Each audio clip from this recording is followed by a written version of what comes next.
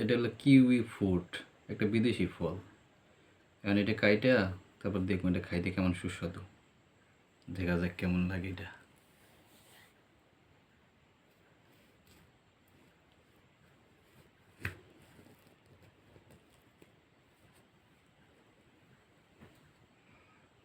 গ্রানটা তো চাইতেই গেছে।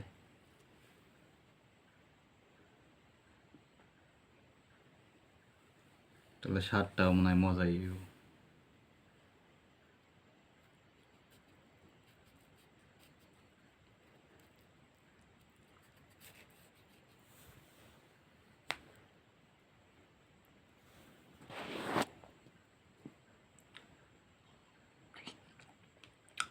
ব্যাপক টেস্টও।